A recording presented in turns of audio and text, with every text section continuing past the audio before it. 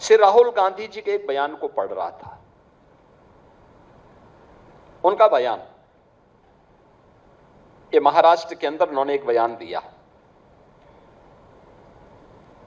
उन्होंने बयान दिया कि महिलाएं मनुस्मृति के बंधन को तोड़ करके अब बाहर आ जाएं। राहुल जी एक राहुल गांधी के रूप में आपसे देश बहुत अपेक्षा नहीं करता है, कोई अपेक्षा नहीं करता है। लेकिन भारत की संसद में, भारत की सर्वोच्च पंचायत में नेता प्रतिपक्ष के रूप में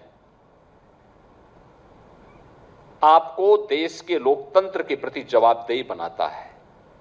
आपने भारत के संविधान की शपथ ली थी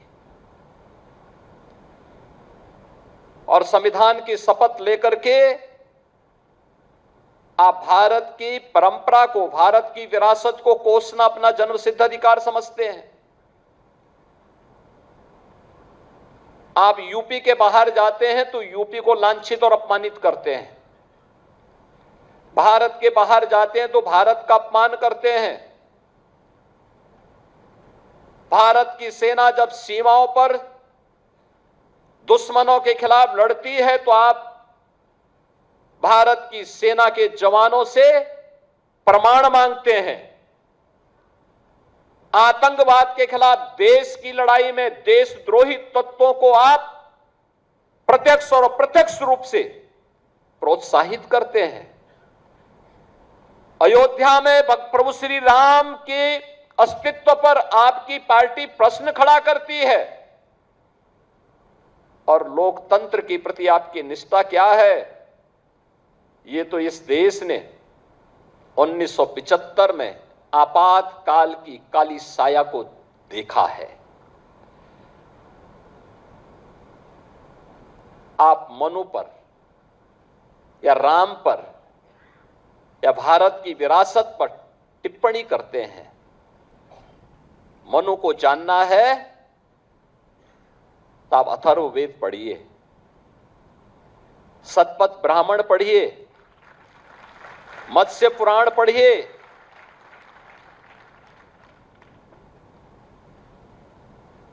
आपको सारी जानकारियां मिल जाएंगी। मैं पूछना चाहता हूं, कौन ऐसा व्यक्ति है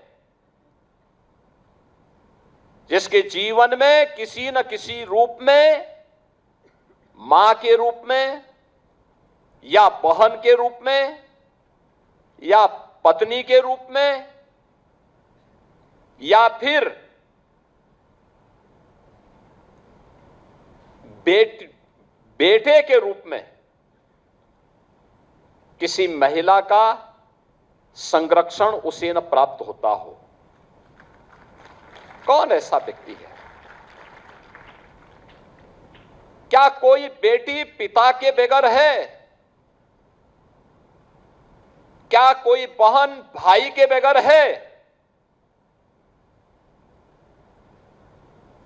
क्या कोई पत्नी पति के बगैर अपने अस्तित्व को मानती है? और क्या कोई मां बेटे के बगैर अपने अस्तित्व को पूर्ण मानती है? अगर मनुस्मृति ने ये बात कही है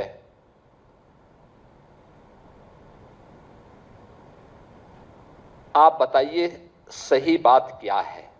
और आप भारत के बच्चों को, भारत के नौनिहालों को उस दिशा में क्यों ले जाना चाहते हैं जहां पर किसी माता को या किसी अन्य व्यक्ति को बाद में लज्जित होकर के माफी मांगनी पड़े?